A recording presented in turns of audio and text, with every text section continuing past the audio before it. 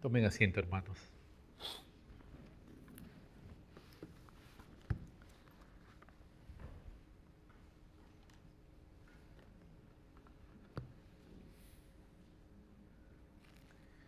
Hermanos, hoy día vamos a hacer una especie de resumen, si me acompañan al libro de los Hechos. Ya hemos terminado de ir porción por porción del libro de los Gálatas, pero queremos hacer un resumen lo más rápido que se pueda para ver cuáles han sido las grandes lecciones que Dios nos ha dado en su palabra acerca de esta carta, de esta obra que Dios hizo por medio de Pablo y Bernabé en la región de Galacia. Como ustedes ven en el capítulo 13 de Hechos, la historia va a narrar tanto en este capítulo como en el 14, cómo Bernabé y Saulo fueron enviados a la región de Galacia en lo que se conoce como el primer viaje misionero de Pablo. Si alguna vez escuchan esa expresión, el primer viaje misionero de Pablo es Hechos 13 y 14, que principalmente se concentra en Galacia, en esta región. Aquí vamos a ver que ellos llegan a 4 ciudades particularmente que se mencionan aquí. Una es Antioquía de Pisidia, la otra es Iconio, Listra y Derbe. Entonces, lo primero que queremos mirar, que Dios nos está mostrando a través de su palabra, es qué es lo que se nos muestra, qué se nos enseña acerca de lo que es misiones, la obra misionera. Muchas cosas se dicen hoy de la obra misionera, muchos énfasis han entrado, pero aquí en la Escritura tenemos claramente qué es la obra misionera. Lo primero que vemos, que en el capítulo 13, verso 2, había una congregación en la región de Antioquía, en la ciudad de Antioquía de Siria, y dice que estaban, verso 2, ministrando estos al Señor y ayunando, y dijo el Espíritu Santo: apartadme a Bernabé y a Saulo para la obra que los he llamado. Lo primero que vemos, hermanos, es que Dios envía misioneros. Dios está interesado en la obra misionera, en la obra evangelística. Es Dios, el Espíritu Santo, quien dice: apártenme a Bernabé y a Saulo. Todavía se le está llamando en su nombre hebreo, aquí. Aunque aún en el mismo capítulo se cambia su nombre de Saulo a Pablo, cuando se ve en el versículo 13, se le llama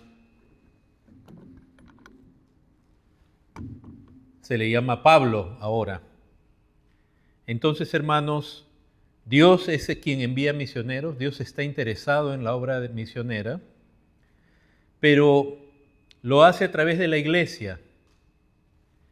Como ustedes ven, el Espíritu Santo le dice: apártenme a Bernabé y a Saulo para la obra en la que los he llamado. Y entonces, habiendo ayunado y orado, les impusieron las manos y los despidieron. Es la iglesia, es una iglesia local la que envía misioneros.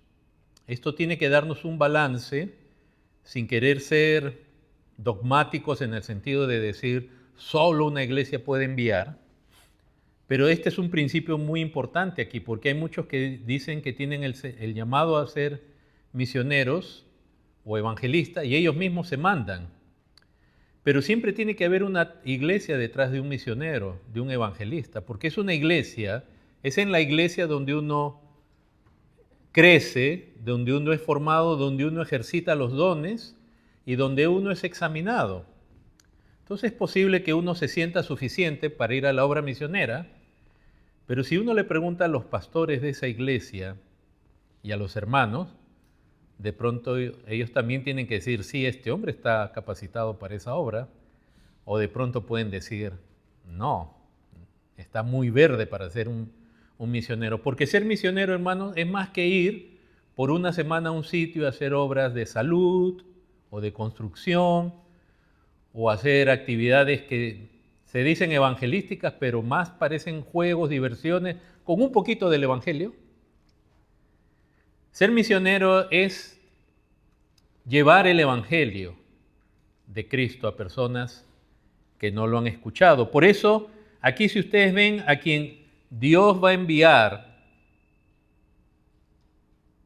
yo quisiera pedirle a alguien en los controles que baje el botón principal, solo por, quizás no saben, quizás lo hago yo, si me permiten solo un ratito para no.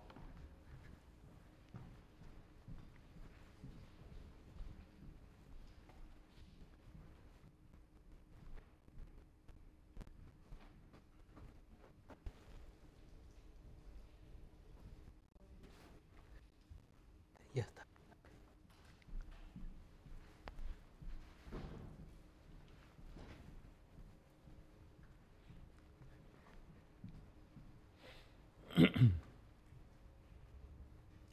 Amén. Entonces decía, hermanos, que Dios es quien envía, y miren que no envía a cualquier hombre, lo envía y lo envía por medio de la iglesia, y no envía a cualquier creyente que diga, yo quiero ir. Envía a cristianos maduros, a ministros. Envía a Bernabé y a Saulo, que si ustedes ven en el versículo 1, están en la lista de aquellos ministros que estaban en Antioquía. Primero se menciona a Bernabé y el último se menciona a Saulo. Estaban entre los profetas y maestros. No sé, Dios no envía la obra misionera a alguien que es nuevo, no conoce el Evangelio. Tiene que conocer el Evangelio, tiene que ser alguien formado en la doctrina de Dios, en la doctrina de Cristo. Y no solamente aquí en la cabeza, sino tiene que ser alguien que la viva, que vive el Evangelio. Y que los demás puedan atestiguar que es un hombre que fue salvo por Cristo, está conociendo a Dios, conoce las doctrinas bien, las vive, las está enseñando a otros, está ya discipulando a otros. A alguien así queremos enviar. A alguien así es quien Dios envía. Él no envía. Ahora, todo creyente, desde que se convierte a Cristo, puede hablar de Cristo, pero no está todavía no está capacitado para ser un maestro, y menos para la obra misionera. Porque, de nuevo, el problema de cómo se entiende la obra misionera muchas veces es ir, construir algo, ¿no? Parte de ello de esa tendencia tiene que ver con toda esta filosofía que entró el siglo pasado, en los 60, de justicia social, que también hay que hacer obra para los pobres. Entonces, lamentablemente, muchas organizaciones misioneras creían que hacer obra misionera es ir, levantar una posta médica o ayudar en una construcción. Y eso es bueno, no es malo, pero eso no es la obra misionera. La obra misionera es ir, predicar el Evangelio, formar discípulos y establecer iglesias. O sea, eso no puede ser cualquier creyente, necesita ser un hombre maduro en la fe. Entonces envía ministros, Dios envía por medio de una iglesia, la iglesia es la que envía ministros, oran por ellos también. En ese tiempo no había internet ni otros medios de ayuda para estar en contacto, ahí los despedían encomendados a Dios. Por mucho tiempo quizás no iban a saber de ellos. Y ser misionero, como ustedes ven, en el verso 3, habiendo ayunado y orado, les impusieron las manos y los despidieron. Ellos entonces, enviados por el Espíritu Santo, descendieron a Seleucia, de ahí navegaron a Chipre, y de ahí llegaron a Salamina, ¿y qué hacían? Anunciaban la palabra de Dios. Ser misionero, hermanos, es ser predicador, es hablar la palabra de Dios. Ahora, hablar la palabra de Dios no es solamente leer pasajes y leer historias de la Biblia. Vamos a ver cómo el Espíritu Santo en el libro de los Hechos nos usa distintos equivalentes para que sepamos que hablar el Evangelio, hablar la palabra de Dios es hablar el Evangelio, es hablar acerca de la gracia, es hablar acerca del Señor, pero bíblicamente. O sea, hay que hablar las Escrituras. Un misionero es un predicador. Su medio de comunicarse con la gente es la palabra. Ellos anuncian la palabra de Dios a gente que no la ha escuchado. O sea que es más que ganarse el cariño de la gente. Es más que ganarse la simpatía de la gente. Si no se habla la palabra de Dios, no se está haciendo una labor misionera realmente desde el punto de vista de Dios, porque lo que Dios quiere es alcanzar a los hombres con el Evangelio. Entonces, eso es fundamentalmente lo que hemos aprendido de las misiones. Dios está interesado en las misiones, que llegue el Evangelio a regiones donde no ha llegado, los envía por medio de una iglesia, no envía a cualquier creyente, envía a creyentes maduros que puedan hablar el Evangelio, discipular y establecer iglesias, porque el trabajo del misionero es ese, es hablar de parte de Dios, hablar la palabra de Dios. Segundo, por lo tanto, también hemos aprendido en el estudio de los Gálatas lo que es evangelizar. Y como hemos visto ahí en el versículo 5, la obra misionera o evangelizar es hablar la palabra de Dios. Y es el mismo instrumento que Dios usa aún para nosotros con las personas que decimos que queremos evangelizar. Hay que hablarles la palabra de Dios. ¿Qué es evangelizar? Es hablar las Escrituras, es hablar de la Biblia. Por ejemplo, ustedes van a ver ahí en el capítulo 13, un buen ejemplo, es desde el verso 17 hasta el 41, que es el discurso de Pablo en la ciudad de Antioquía de Pisidia, en Galacia ya, la primera ciudad de Galacia. Y ustedes van a ver cómo Pablo narra la historia de la redención según las Escrituras. ¿Sí? Es hablar la palabra de Dios. No necesariamente Pablo la está leyendo, pero está hablando la palabra de Dios. No la está solo parafraseando, está hablando la palabra de Dios, está haciendo un resumen.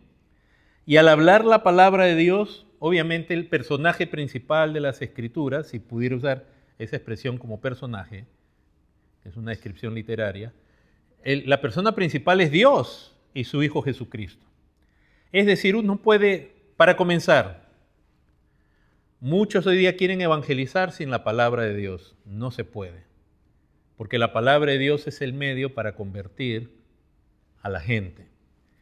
Segundo, tú puedes hablar de la palabra de Dios y estar contando historias.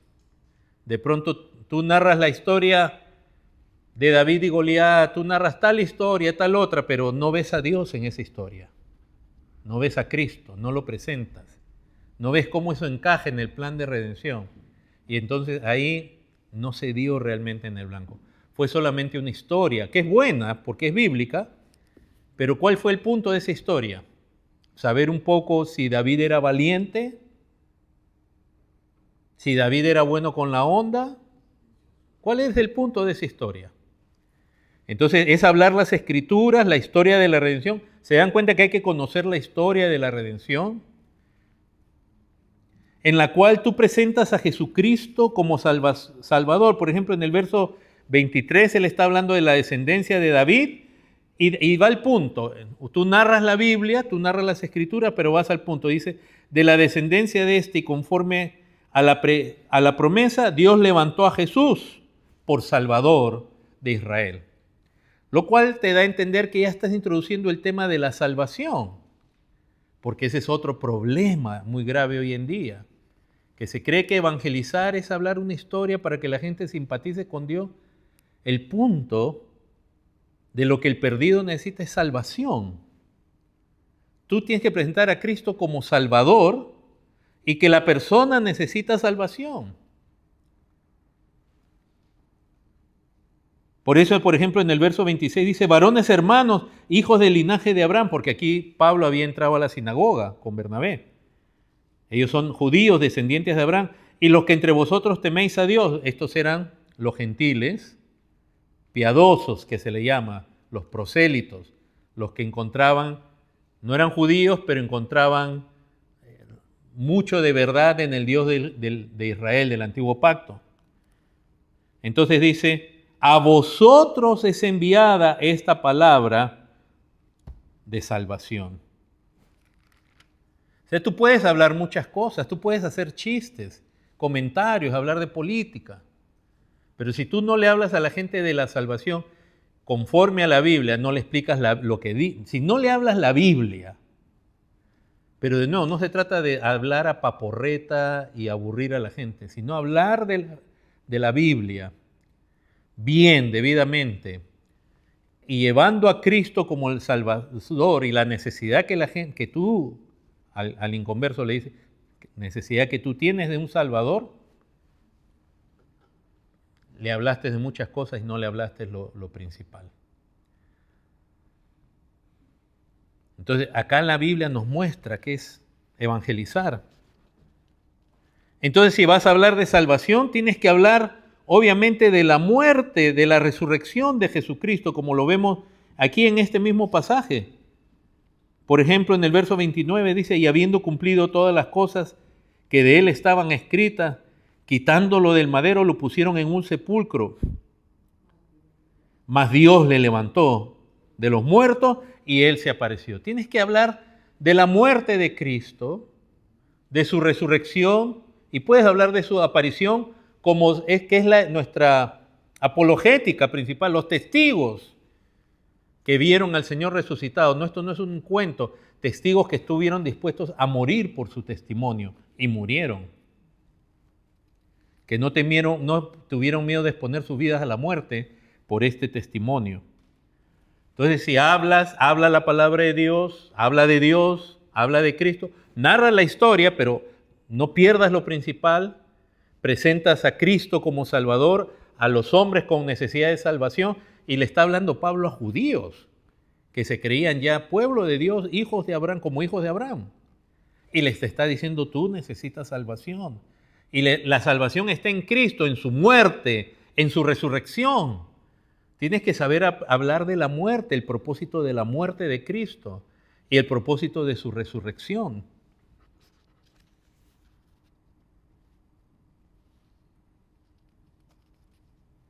Y por lo tanto también tienes que hablarles, si estás hablando de salvación, tienes que hablarles del perdón de pecados y de la justicia que ese pecador puede encontrar en Cristo.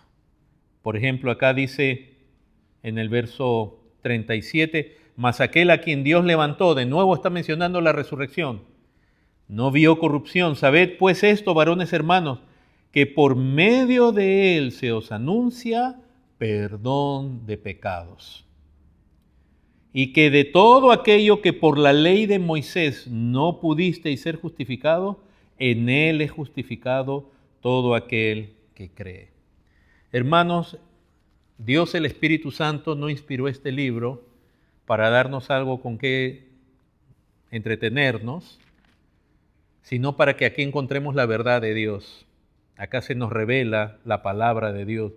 Y si ustedes se dan cuenta, es en este capítulo 13, de nuevo desde el versículo 17 hasta el 41, tremenda extensión, que Dios nos está diciendo, mira, esto es evangelizar, esto es hablarle el evangelio a otros. Porque después ya no usa el mismo detalle de tiempo para los demás pasajes con respecto a Galacia. Ya nos habla de otras cosas puntuales que Dios quiere que sepamos. Pero si alguien quiere saber de qué se trata evangelizar, versículos del 17 al 41. Entonces, si se evangeliza conforme a Dios, ¿qué debemos esperar? ¿Qué podemos esperar? No podemos asegurarlo, pero podemos esperar que haya conversión. Fíjense, Dios envía misioneros, esos misioneros tienen que hablar la palabra de Dios, tienen que hablar el evangelio bíblicamente, tienen que presentar a Cristo como Salvador, al hombre en su necesidad de salvación. ¿En qué consistió la obra de Cristo de salvación? En la muerte, en la resurrección. ¿Y cómo el hombre puede ser salvo por fe? ¿Cómo puede obtener perdón de pecados y justicia el pecador? Y entonces cuando se habla de eso, el Espíritu Santo va a estar ahí respaldando y se puede esperar conversión. No siempre, no sabemos, eso escapa a nuestro control, pero dice en el versículo 42, ¿qué aprendemos acerca de la conversión? Dice, cuando salieron ellos de la sinagoga de los judíos, los gentiles les rogaron que el siguiente día de reposo les hablasen de estas cosas. Si se da cuenta, en los versículos anteriores en el pasaje, no dice todavía no dice creyeron, algunos creyeron. En otros pasajes dice sí, algunos creyeron, tales creyeron. Acá no dice eso. ¿Saben por qué? Porque como que el Espíritu Santo nos está diciendo, estas son las evidencias de la fe. Cuando alguien cree al Evangelio y cree en Cristo, porque el Evangelio llama a creer, si ustedes se dan cuenta, Él los está llamando a creer al punto que los va a amonestar en el verso 41 o verso 40 y 41, cuidado que no crean. Les dice, mirad pues que no venga sobre vosotros los que está dicho en los profetas. Hermanos, y cuando hablamos el Evangelio a alguien, le debemos decir, cuidado que tú no creas, decirle porque tú mismo te estás condenando y nunca podrás decir que nadie te habló la verdad de Dios. Este es algo que, hermanos, por alguna razón nuestra carne cree que no es necesario amonestar a la gente. Nuestra carne, nuestra humanidad es antievangelio. Quiere tener justicia propia y quiere siempre encontrar en otros una manera que ellos puedan venir a Cristo sin hablarles la palabra, sin hablarles la verdad y sin amonestarlos. Hermanos, el evangelizar implica un llamado, presentar la verdad de Dios y amonestar también a los hombres. Si tú no crees, y los amonesta duro.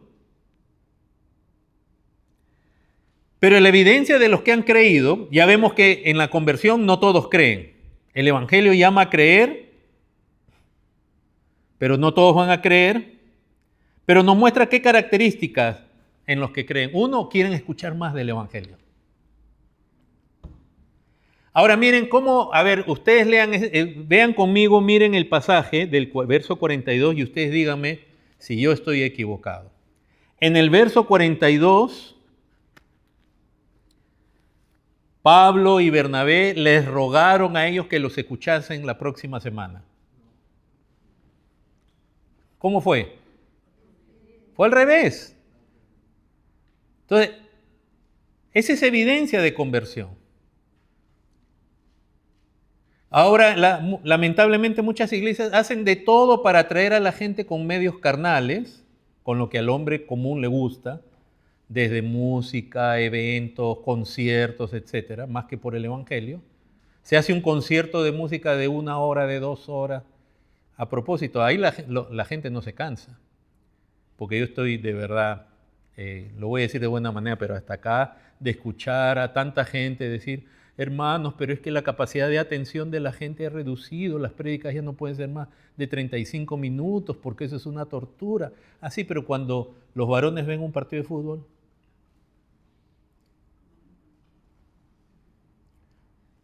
¿no es verdad que a los 35 minutos ya debiera acabar el partido? No, ellos están 1 hora antes, ¿no? Y siguen hablando del partido, si ganaron 2 días después, si perdieron. Y lo mismo con las damas, algo que les interese. ¿Qué tal? Entonces hacemos un concierto de música de 2 horas y de ahí predicamos tímidamente 5 minutitos porque no queremos aburrir a la gente. A mí me dolió mucho una vez estar en un evento, en una iglesia, por el Día de la Independencia. Cantidad de gente, hermano. Se había hecho de todo. Había comida, fuegos artificiales. Todo el mundo estaba ahí por eso. Y cuando invitan al pastor principal, hermanos, ni siquiera predicó el Evangelio. Dio la bienvenida por estar ahí y gracias a Dios. ¡Qué desastre! Hacemos de todo para traer a la gente a la iglesia, pero no les hablamos de Cristo.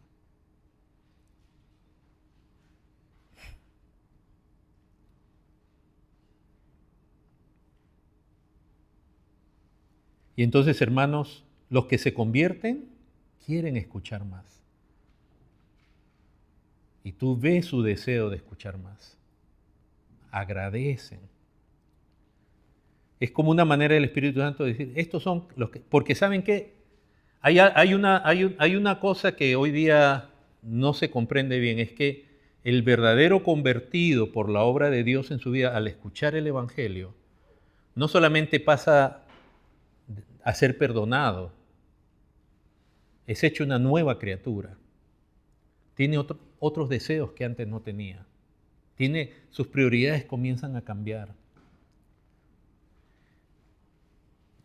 Y no hay convertido, no hay ni un solo convertido en la tierra. No ha existido jamás un convertido verdadero que no sea un discípulo. Y un discípulo es alguien que sigue, porque un discípulo es una oveja. A un discípulo no se le tiene que estar arreando, haga esto, venga por aquí, vaya por allá. El discípulo busca, el discípulo sigue, el discípulo pide. Es la expresión que el Señor Jesús usaba con los suyos. Seguidme. Y al instante dejaron todo. Uno sigue. A uno no lo tienen que estar arreando. Se arrean bueyes, no ovejas. Entonces la pregunta es, ¿eres tú un discípulo?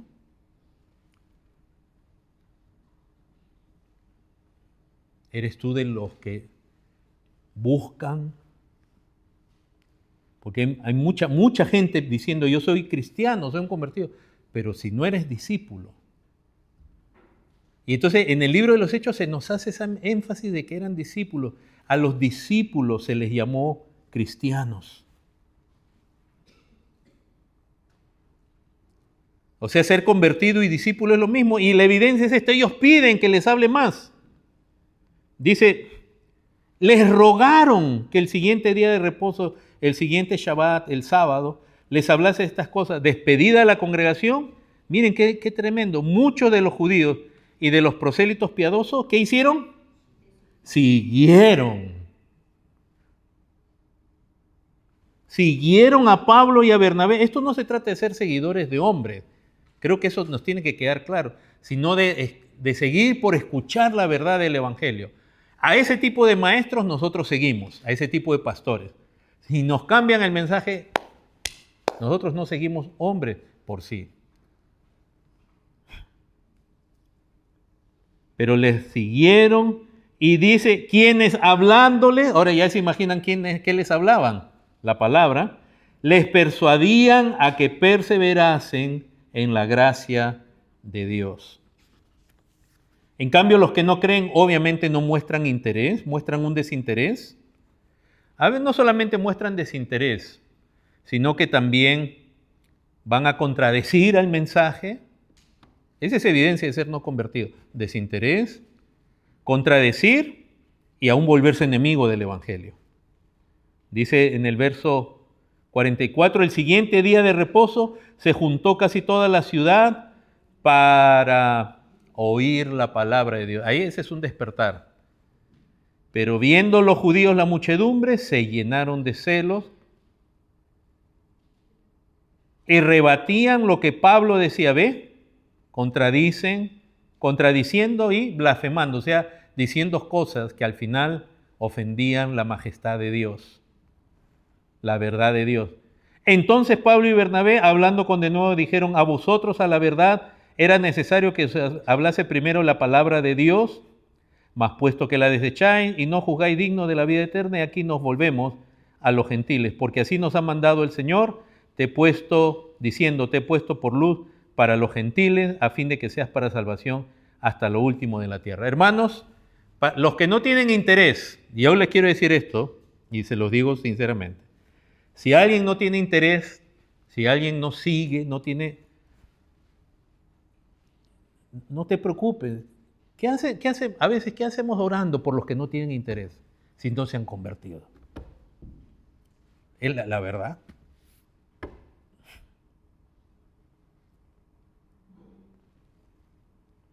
No tienen interés. Y no me refiero a los que no hayan venido hoy día. No digo, el pastor a veces habló. No. En general, no tiene interés, contradice y a veces hasta se oponen ya activamente. Ya no tienen ninguna responsabilidad. La responsabilidad de un pastor es con las ovejas.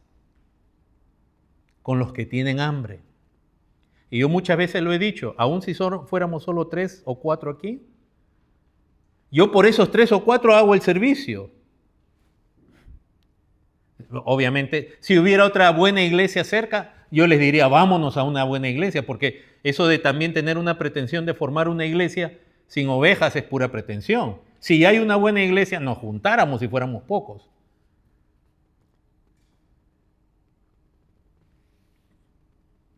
Pero si los demás no tienen... es como una madre de familia en la casa.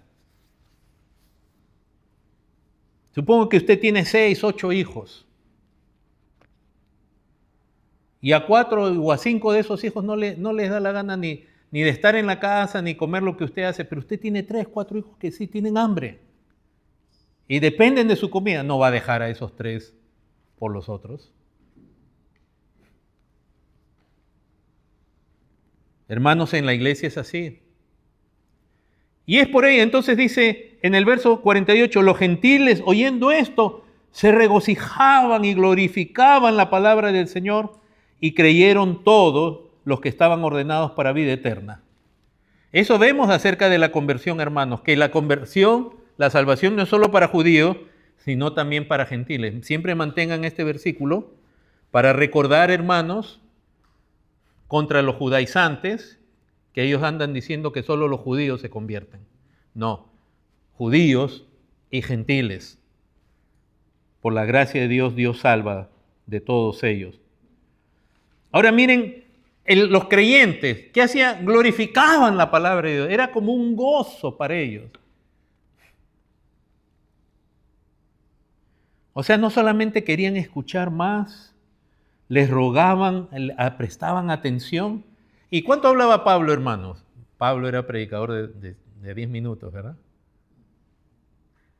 ¿Se han dado cuenta, hermanos, que ustedes en todas las cartas, Pablo les habla, y obviamente corrige, recuerda, exhorta, pero les habla de cosas que él ya les habló en persona, y les aclara, les expande. O sea, cuando usted ve una epístola, no es la primera vez que Pablo, por ejemplo, les habla de escatología, como a los tesalonicenses. Cuando les habla de la venida del Señor, en las 2 cartas, de esto yo ya les he hablado. Pablo usaba todo el tiempo que podía para hablarles a ellos todo lo concerniente a Dios, a la salvación, a la fe, a la gracia, a las obras. Y Pablo a veces pasaba pocas semanas, pocos días en un lugar. Pero cuando hay discípulos, esos discípulos, si tienen que dejarlo todo por atender eso, en este caso eran circunstancias especiales, porque cuando él podía pasar tiempo, como lo hizo en Éfeso, etcétera, o en Corinto, pasó muchísimo tiempo, hay meses, más de un año y medio en un lugar, etcétera. Pero a veces las circunstancias no permitían, y en ese poco tiempo Pablo les da, y ellos glorificaban la palabra del Señor. Y aprendemos de la conversión, hermanos, que los que creen, lo creen realmente por la gracia de Dios. Dice que creyeron ¿quiénes? Todos ¿quiénes? Los que estaban ordenados para vida eterna. O sea, la gracia electiva de Dios es clara en este pasaje. Estaban ahí porque Dios quería que estén ahí, y su corazón pudo creer porque Dios obró en el corazón de ellos. Estaban ordenados para vida eterna, por la gracia de Dios.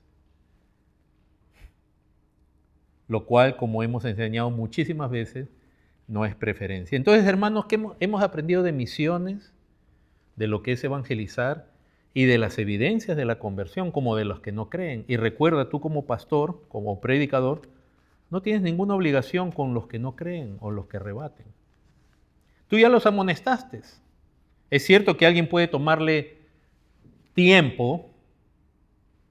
Creer no quiere decir que solo a la primera le predicamos y si no cree ya lo desechamos. No quiere decir eso. Pero si uno ya los amonestó, o sea, ya, ¿qué más? ¿Qué más se puede hacer? Y aprendimos también en estos 2 capítulos, entre varios temas que se ven aquí, aprendimos también, hermanos, acerca de lo que es la persecución. ¿Qué quiere decir?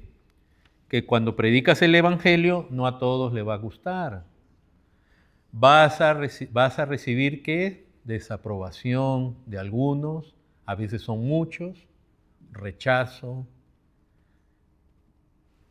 Entonces, en la predicación, en la obra misionera y en la predicación, hay gente que te va a rechazar. Hay gente que no solamente no va a entender, te va a rechazar. Así, en otras palabras, hermanos, es normal ser desaprobado por causa de Cristo. No creas, si a Cristo lo desecharon, no creas que a ti te van a decir que sí. Yo sé que a ti y a mí nos gusta quedar bien con todos, pero cuando se trata de Cristo y de la verdad de Cristo, la persecución puede ser tenaz, maliciosa, violenta. Ese es algo más que estos pasajes nos enseñan de la obra misionera. Por ejemplo, en el capítulo 14, verso 5 dice, pero cuando los judíos y los gentiles, juntamente con sus gobernantes, se lanzaron a afrentarlos y apedrearlos, habiéndolos subido, huyeron. A veces la persecución, el rechazo es violento.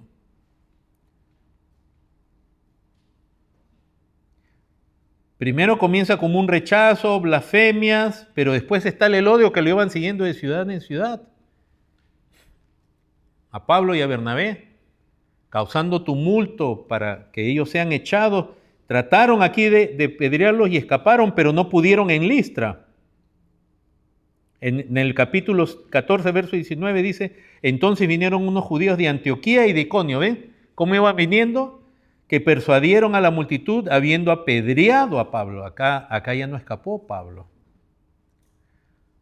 Le arrastraron fuera de la ciudad pensando que estaba muerto. Ya no daba señales de vida. Yo he podido ver, hermanos, apedreamientos, no en persona obviamente, sino que a veces en la media salió en una ocasión. Yo pensé que solo era un título y que quizás iban a pasar una imagen borrosa, pero se ve el apedreamiento.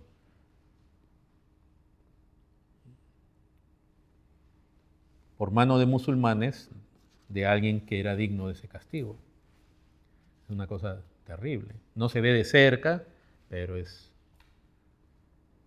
O sea que por causa de Cristo también se pasa persecución, donde a veces la gente ha tenido que huir. Ustedes recuerdan en Hechos 8, se levantó tal persecución que los discípulos tuvieron que huir de Jerusalén.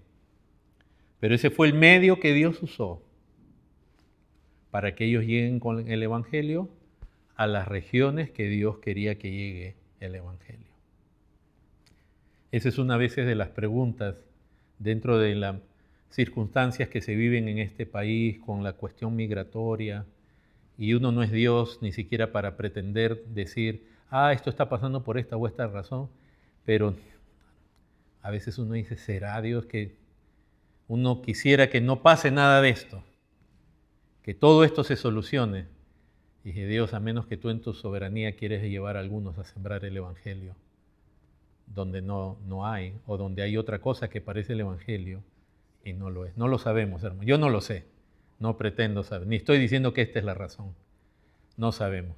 Mi oración inicial es por misericordia para todos aquí. Pero bueno, hermanos, también hemos aprendido en este pasaje acerca de lo que es establecer iglesias. Quiero que ahí en el capítulo 14, verso 3 dice, vean que dice, por tanto se detuvieron allí mucho tiempo en Iconio.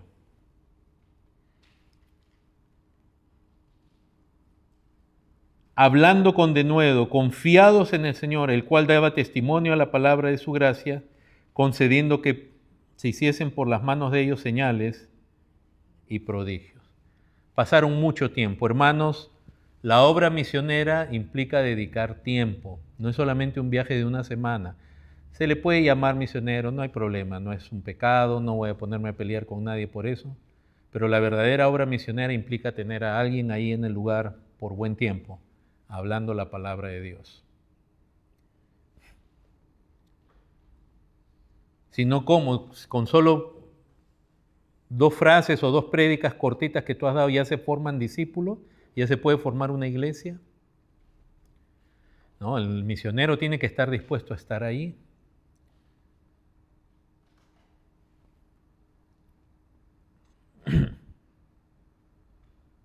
Entonces se requiere pasar tiempo con los discípulos.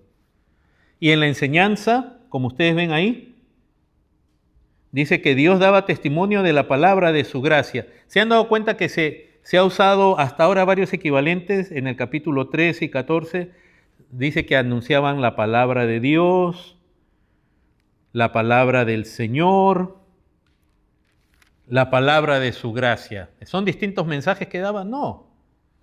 El Evangelio anuncia bíblicamente, es la palabra de Dios acerca de su gracia. Pero acá no es casual, hermanos, que el Espíritu Santo nos haga ese énfasis. Porque de nuevo, uno puede estar contando solo historias sin hablar de Dios, de Cristo, de la salvación, etc. Pero uno, al hablar la palabra de Dios, tiene que hacer énfasis en la gracia que Dios está ofreciendo a los hombres. Eso es el Evangelio. Eso es el Evangelio. La gracia que Dios concede en Cristo para salvación. Por eso aquí hace ese énfasis. Podía haber dicho la palabra de Dios. Es correcto, es la misma, pero ahora enfatiza la palabra de su gracia. Entonces, en la predicación se resalta la gracia de Dios. Verso 21, y después de anunciar el Evangelio por aquella ciudad y de hacer muchos discípulos, volvieron a Listra, a Iconio y a Antioquía. Hay que visitar los lugares donde uno ha predicado. Si uno es misionero, si uno ha estado viajando, es responsabilidad visitar los lugares donde uno ha estado. Dice, confirmando los ánimos de los discípulos, exhortándoles a que permaneciesen en la fe y diciéndoles, es necesario que a través de muchas tribulaciones entremos en el reino de Dios. Ellos pasaban tiempo, explicaban el Evangelio, hermanos. De nuevo hay pasajes en los Hechos donde vemos cómo por la urgencia del tiempo a veces sus reuniones, ¿se acuerdan la historia de Eutico? El joven que Pablo estaba hablando, era más de la medianoche. Y por la gracia de Dios ese muchacho es resucitado. ¿Y qué hace Pablo? Él no dijo calabaza, calabaza, cada cual para su casa. Él siguió predicando, tremendo. Pero había hambre. Ese pasaje es muy precioso porque nos muestra que había cansancio, pero había a la vez hambre. Y a veces el cansancio nos vence. Pero Dios es un Dios de gracia. Hermanos, parte de la labor pastoral de un misionero está en confirmar los ánimos de los discípulos. Es decir, alentarlos a que permanezcan en esa fe. Están pasando adversidades, los judíos están causando revueltos, están persiguiéndolos a los apóstoles. Entonces hay que confirmar en el ánimo. Muchas veces es que eso pasa con los discípulos. Ahora dice, después de haber hecho discípulos, recuerden que nosotros, ni Pablo hace discípulos, esa es una conversión, es la obra de Dios. Cuando dice hacer discípulos es formarlos como discípulos. Y una de las cosas en el trabajo del discipulado es confirmar los ánimos de los hermanos. Como en las circunstancias que estamos viviendo, hermanos, se espera que algunos se desanimen. Y las circunstancias que ellos pasaban eran difíciles. Pero cuán bueno es Dios que nos confirme en la fe, nos afirma en la fe, confirma nuestro ánimo para seguir adelante. Qué grande es Dios, hermano.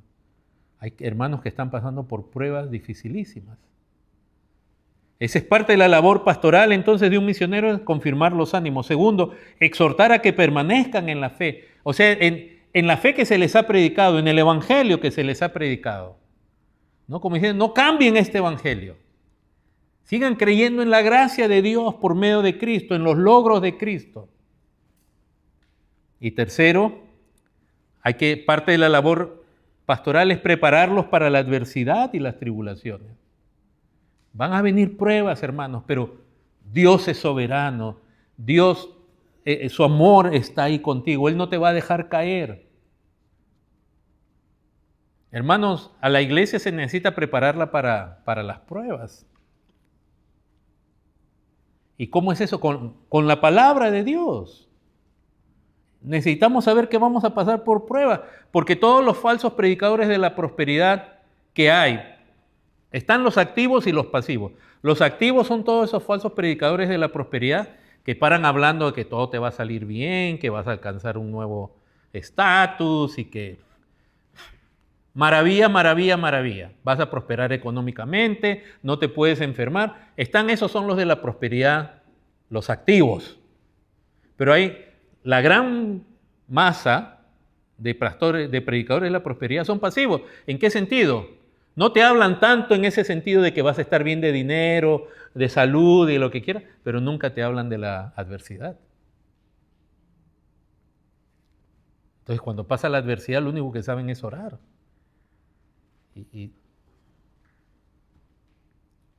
Hay muchos buenos creyentes en iglesias donde pasivamente lo único que se presenta es prosperidad. Digo pasivamente porque es cierto, no llegan a esos extremos, pero tampoco se prepara el creyente para la adversidad.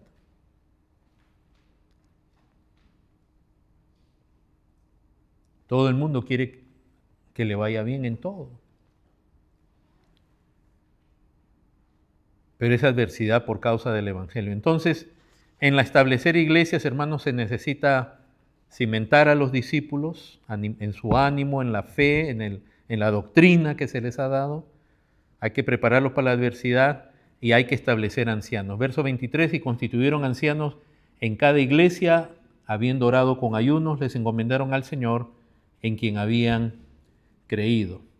Y pasando luego por Pisidia, vinieron a Panfilia. Están regresando. ¿A dónde están regresando? A la iglesia que los envió en el capítulo 13. Fíjense que hay que establecer iglesias, es un trabajo con los discípulos, pero llega un momento que uno ya se va a ir definitivamente por un buen tiempo y hay que establecer ancianos ahí. Hermanos, si la misma Escritura nos da requisitos para ancianos y aún por medio de Pablo, fíjense el trabajo tan dedicado, tan en la palabra de Dios, tan eficiente de estos hombres, que no se sabe exactamente cuánto tiempo pasaron en cada ciudad, pero se llegaron a formar discípulos y dentro de esos discípulos pudieron escoger hombres que ya tenían algunas marcas de madurez para que cuiden al resto de los hermanos y sigan con la obra evangelística. Eso es lo que se debe buscar.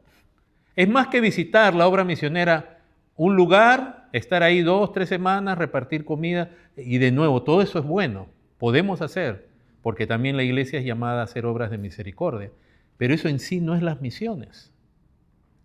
Tú le has dado una sonrisa a un niño, a un adulto, a una anciana le diste de comer, eso es, ¿cómo no va a ser bueno? Pero la obra misionera es predicar el evangelio, formar discípulos. Y hay una gran cantidad, hermanos, hoy día, de genuinos misioneros, hombres maduros en la fe.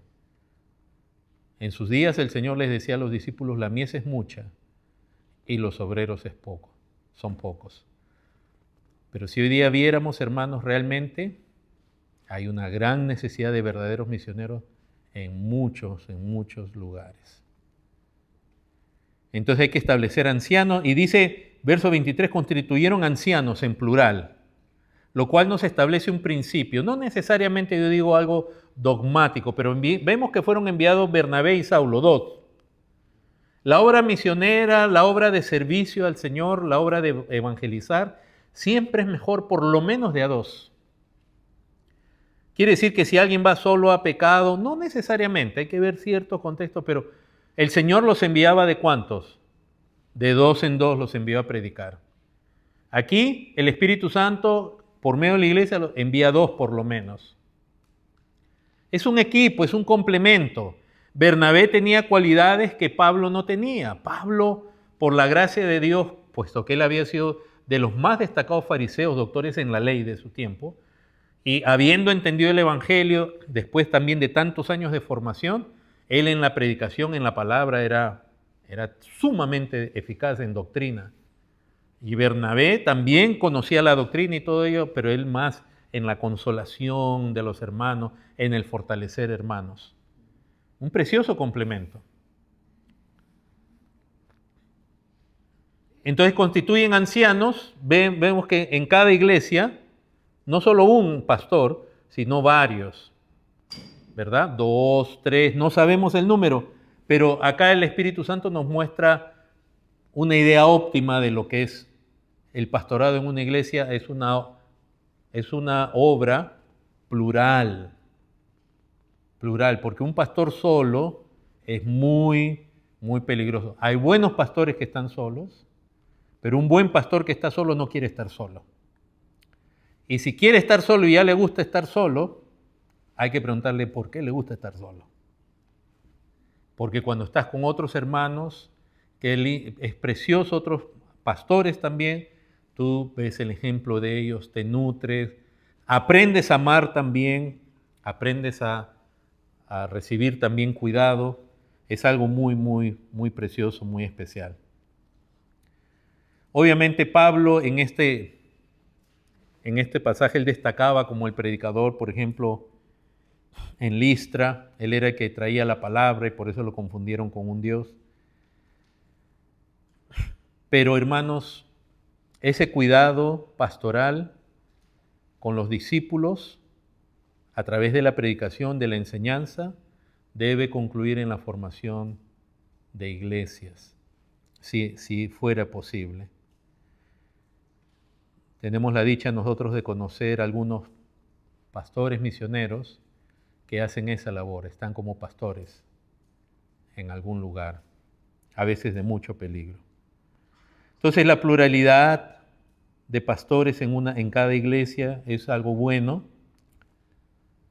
Orar y ayunar por ellos, obviamente los tenían que encomendar. Dice, los encomendaron al Señor en quien habían creído. Eran hombres de fe en Cristo, eran hombres de genuina fe. Entendían el Evangelio y los encomendaron.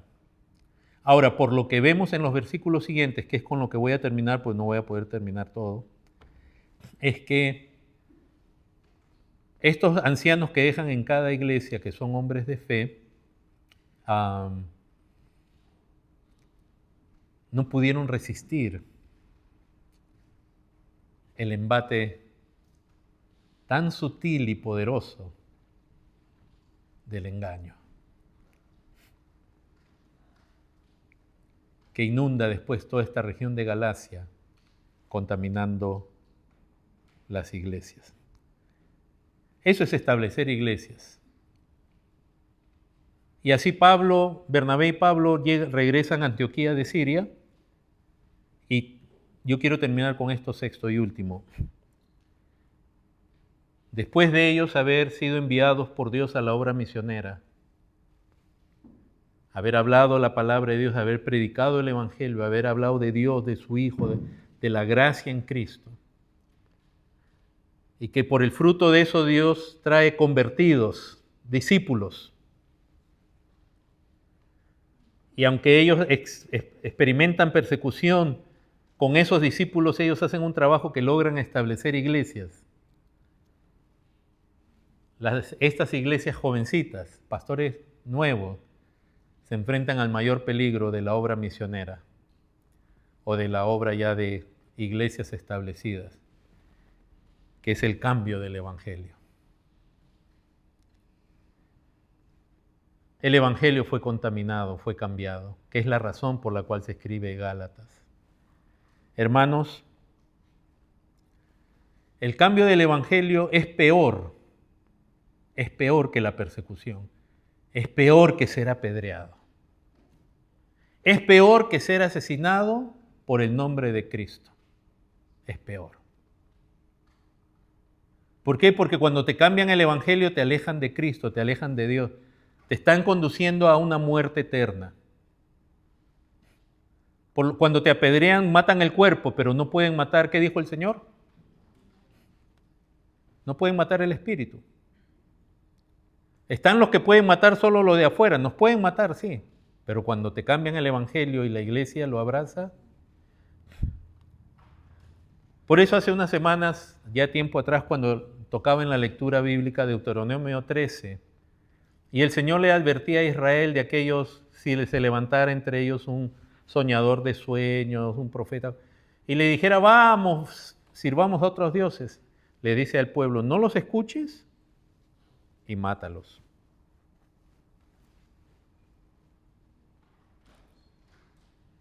Bueno, ese era mandato para Israel, no para nosotros. Aunque vemos que Israel más bien al contrario, al final abrazó, imagínense, en los días de Elías habían 400 profetas de Baal. En los días de Jeremías la cantidad de falsos profetas. O sea, a Israel no le sirvió mucho ese consejo. Los profetas en Israel prácticamente a veces estaban solos, se sentían solos. Todos los profetas de Israel fueron asesinados. Pero ese es otro tema. Lo que queremos decir es esto, que Antiguo y Nuevo Testamento, el que cambia la verdad de Dios, es peor que la persecución. Ahora, aquí en el capítulo 15, dice, entonces, a algunos que venían de Judea enseñaban a los hermanos, si no circuncidáis conforme al rito de Moisés, no podéis ser salvos. Hermano, es tremendo, porque han hecho toda esta labor con el Evangelio de Cristo, de la gracia, y detrás de ellos venían estos predicando un pequeño, entre comillas, cambio, pero que a la vez es muy profundo. Si no se circuncidan los varones, no son parte del pacto, no pueden ser salvos.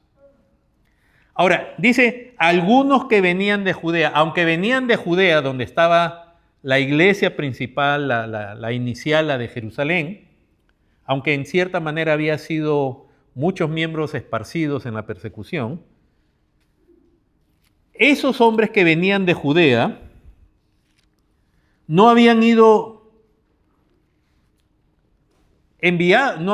enviados por los apóstoles. Dice en el capítulo 15, versículo 24, por cuanto esta es la decisión final de este concilio que se reúne para tratar este problema, y ellos dicen, por cuanto hemos oído que algunos que han salido de nosotros, a los cuales no dimos ¿qué?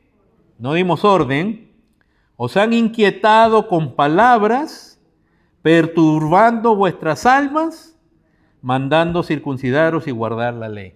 Sí, vinieron de Judea, pero los apóstoles no los enviaron. ¿Y se dan cuenta cuán importante es ser enviado?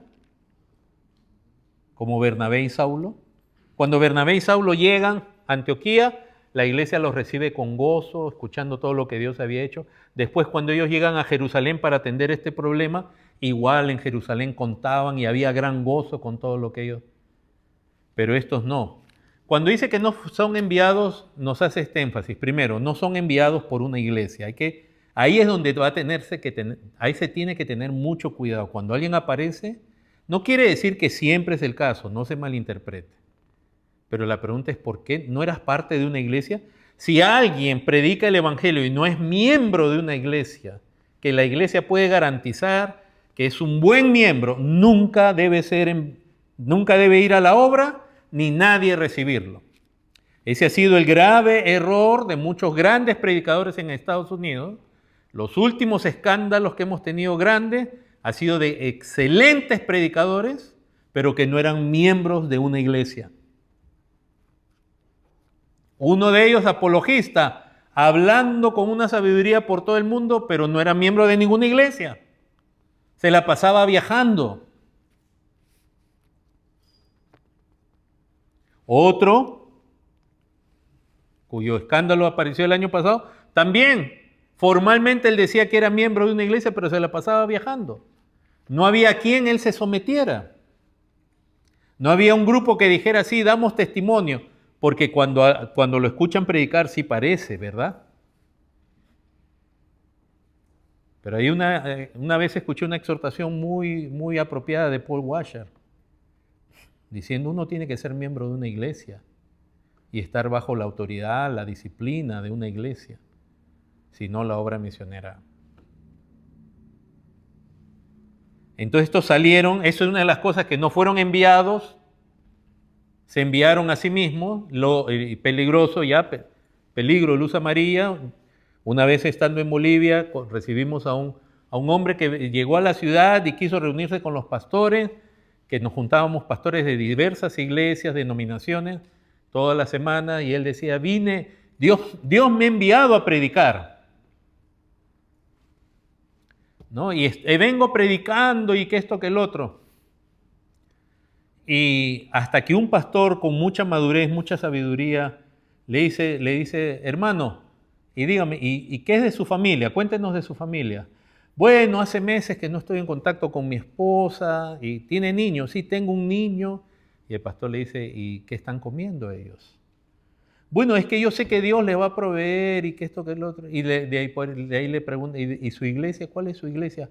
Bueno, no, a mí ya Dios me envió y y le dijo, el pastor le dijo con mucho amor, hermano, su deber es regresar allá y ver que su familia esté bien, ser parte de una iglesia, y cuando todo eso pase, viene de nuevo. Tuvo la valentía de parar. Ahora, que ese hermano haya hecho caso, porque esos van de iglesia en iglesia diciendo el Señor me ha mandado y a saber los desastres que hacen. Entonces, hermanos, estos judaizantes no habían sido enviados, pero lo que a mí más veo que puede implicar de estos pasajes es que al no ser enviados por los apóstoles, ¿por qué no fueron enviados por los apóstoles? Yo creo que en el fondo ellos sabían que iban a decir cosas que los apóstoles le hubieran dicho no. Ellos no llevaban el evangelio apostólico, ellos llevaban su propia versión. Y esa es una gran preocupación, hermanos, para tantos misioneros y pastores que están pastoreando iglesias, que rechazan conceptos o términos como el evangelio de Cristo, el evangelio apostólico, la doctrina de Cristo, la doctrina apostólica, que se refiere a lo que está aquí. Y se anda hoy día inventando cada prédica. Los predicadores de ahora piensan en un tema y cuando le viene a la mente ese tema, entonces buscan en la Biblia qué cosa puede respaldar ese tema, en lugar de exponer lo que la Escritura ya dice.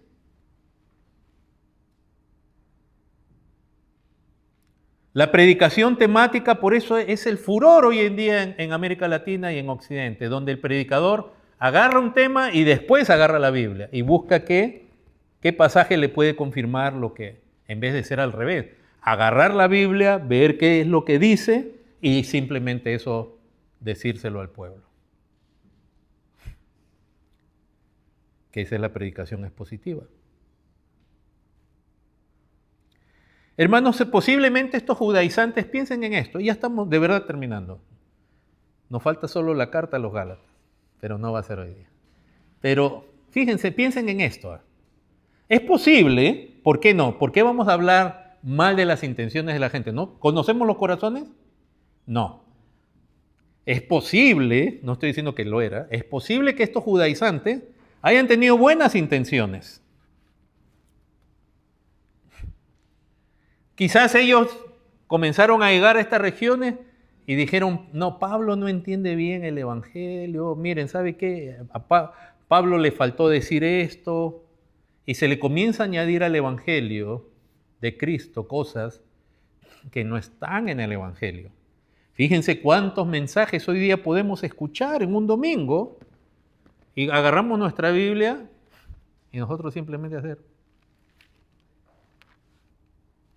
O sea, ¿quién habló de eso? ¿Quién dijo eso? De esa manera. No vemos ni una conexión, estamos... no solamente hablar las escrituras, es no cambiarlas. Porque recuerden, y esa es una exhortación para nosotros los que estamos como pastores, que Satanás es astuto en usar las escrituras y cambiarlas. Le cambia la intención, le cambia el propósito y le cambia algunas palabras. Por lo cual también hay que tener cuidado con las Biblias que usamos, porque hay Biblias que tratan de ser fieles a las escrituras en los originales, pero hay otras que las cambian tanto que le caen como anillo al dedo al carnal y al pecador. Cambiar el evangelio de pronto es con buena intención. Definitivamente, hermanos, como lo hemos estudiado ya en la carta a los Gálatas, ellos comenzaron a ver que ese evangelio chocaba mucho con el judaísmo y querían apaciguar el problema. O sea, decía, está bien Jesús, pero tienes que guardar la ley. Ahora, fíjense que cuando comenzamos a leer el capítulo 15, los versículos que leímos, dice que ellos venían por las ciudades y decían, si no te circuncidas, no puedes ser salvo. Pero el error siempre va en progresión. Por eso ya cuando al final los apóstoles dan el decreto final, dice que estos no solamente ya mandaban circuncidar, sino guardar la ley en el verso 24. El error nunca queda en un poquito, el error va avanzando también. Y ya no demandaba solo la circuncisión, de pronto demandaban guardar toda la ley. Estos quieren agradar a la carne, en el sentido de agradar, apaciguar a los hombres, queremos calmar a los judíos que están bravos. En el corazón de ellos está agradar a los hombres. Por ejemplo, ¿qué es la motivación de muchos pastores hoy día? Quedar bien su prédica con el inconverso. ¿Cómo vamos a tener eso en mente nosotros? Nosotros queremos ganar al inconverso, pero nunca querer agradar al inconverso, sino a Dios, que nos dio su palabra, que nos dio su mensaje. ¿Cómo vamos a querer? A cambiar la iglesia, cambiar la música, cambiar la vestimenta, todo para agradar al inconverso. A menos que querramos agradar al inconverso para que no se sienta incómodo, pero a la vez queremos agradar a nuestra carne, que también le gusta. Y antes la iglesia era muy rígida y todo y el mensaje era muy bíblico, hay que bajarlo un poquito. Entonces, estos quieren agradarle a la carne, tanto a la carne de otros, pero también a la carne de ellos mismos, porque la carne de por sí busca justicia propia. Nuestra carne no tolera saber que no es recibida en el reino, que tenemos que ser transformados. La carne quiere tener algo de justicia, de aceptación. No podemos estar tan mal. Entonces es bueno tener a Cristo, pero hay algo que yo también puedo hacer. Y por lo tanto, estos cambian el evangelio, el mensaje, le añaden cosas, y la peor lucha, hermano, es cuando ellos añaden cosas de las escrituras. Es decir, cuando toman las escrituras para añadir algo, pero que le está cambiando el sentido al evangelio. Obviamente ellos no entienden la diferencia entre el antiguo y el nuevo pacto, no entienden el propósito de la ley, no entienden el pacto abrámico, no entienden el pacto sinaítico con Moisés, no entienden el pacto con David. A rajatabla nomás lo están tratando de aplicar por todos lados y diciéndole a aquellos que ya no están bajo las ordenanzas ceremoniales, tienes que guardar las ceremonias cuando Cristo ya lo cumplió. Es un enredo. Entonces te das cuenta que estos no están formados en el evangelio, pero sí quieren ser predicadores del evangelio. Ellos no entienden las distinciones entre la ley moral, ceremonial y civil de la ley. Y a estos hermanos hay que oponerse. Cuando alguien llega, cambia el evangelio, uno no tiene que jijiji, jajaja. Sea donde sea, uno no puede ser partícipe de eso. Y uno busca la oportunidad en la gracia de Dios. Y créanlo que yo la estoy buscando en muchos casos. Porque a veces hasta se enorgullecen en poner esos cambios que se hacen al evangelio, los ponen en Facebook, en Instagram, muy orgullosos. Yo ni siquiera un like les pongo.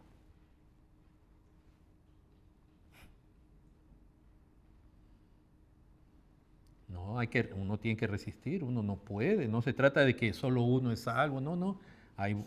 Cuando alguien cambia el evangelio, y al cambiar el evangelio cambia también la iglesia, va por agradar a la carne, y se cambia el culto, se cambian los cantos con cantos que son más para agradar a los hombres, y se hace en vez de un culto a Dios, es una pachanga carnal. Uno no le puede decir, hermanos, aunque esté ahí Marco Huida, aunque esté ahí, ¿quién?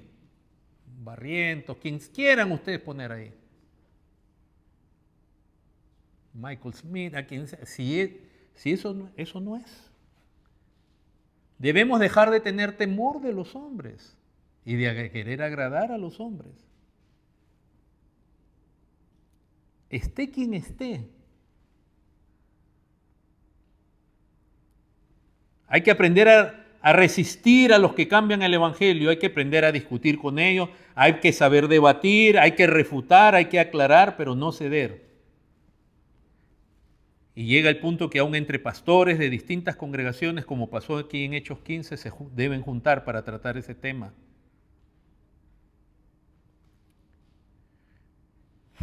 Ahora, ¿por qué parte ese problema? Porque en el verso 5 dice, algunos de la secta de los fariseos que habían creído, se levantaron diciendo es necesario circuncidaros. Miren cómo el trasfondo de una persona afecta. Estos habían sido fariseos, pero dice que habían creído. Pero se da cuenta que no estaban totalmente todavía, no habían entendido bien el Evangelio, la gracia de Dios, el propósito de la ley. Cómo el trasfondo espiritual de uno, el trasfondo religioso, el trasfondo cultural, muchas veces se arrastra para cambiar el Evangelio. Miren cómo se cambió la iglesia en Estados Unidos. Después que Dios en su gracia salva a muchos hippies. Los hippies eran esa generación rebelde de los 60, ¿no? Que consideraban a sus padres unos hipócritas y creían en el amor libre y en las drogas su vestimenta y todo es totalmente opuesto y chocante a lo tradicional. Ellos rompen con lo tradicional. Y Dios salva a muchos de ellos. Pero muchos de ellos traen su trasfondo a la iglesia. Y Dios salva a toda clase de hombres, ese no es el problema. El problema es cuando uno después quiere cambiar a la iglesia. Porque la iglesia me parece anticuada o la iglesia me parece esto, lo otro. Y no estamos hablando de normas de hombres, ¿verdad? Porque sí, si ponemos en la iglesia normas que Dios no manda, está bien derrumbarlas. Pero el mayor problema es el cambio del Evangelio. Hermanos, ni ellos cumplen lo que dicen, se menoscaba la gracia de Dios.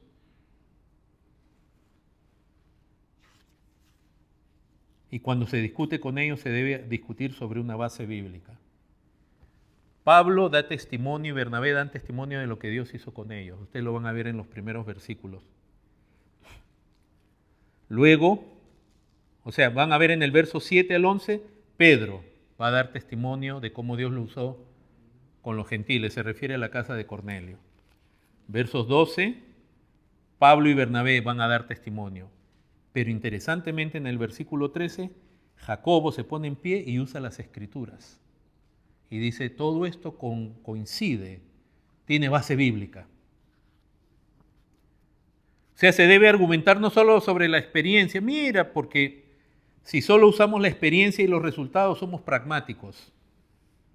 Y realmente no nos interesa la verdad. Sino que toda la práctica, todas las experiencias deben pasar sobre el filtro de las escrituras. Y eso nos hace ver qué experiencia fue genuina y cuál no, aunque haya dado resultado. Y así llegan a esa conclusión. Hermanos, en el verso 31, y así termino, dice, habiendo leído la cual, se regocijaron por la consolación. Habiendo leído que la conclusión a la que llega este concilio, de no mandar a los gentiles a cumplir la ley ni a circuncidarse, sino solo a no comer sangre, ahogado, ni practicar fornicación, ni comer de los ídolos. Y ese mandato era porque habían judíos por todo el mundo, dice, para no serles de tropiezo. Cuando llegan los enviados, Pablo, Bernabé, creo que era Jacobo y Silas también, con este reporte a las iglesias, primero de Antioquía, todos se regocijaron y dice, se consolaron. Hermanos, algunos de ustedes, yo he visto la angustia de ustedes cuando el Evangelio drásticamente se cambió en las iglesias donde ustedes estaban. y la angustia y la preocupación. Y qué pena cuando a veces pastores que estaban en una línea que era correcta abrazan este error, a veces con buenas intenciones. Y se cambia el evangelio. Y se mira los resultados, pero no, mira las escrituras también. Y varios de ustedes han sido consolados. Porque en esa lucha que han tenido muchas veces decían, ¿seré yo que estoy mal? ¿Seré yo el exagerado o la exagerada? ¿Seré yo muy legalista?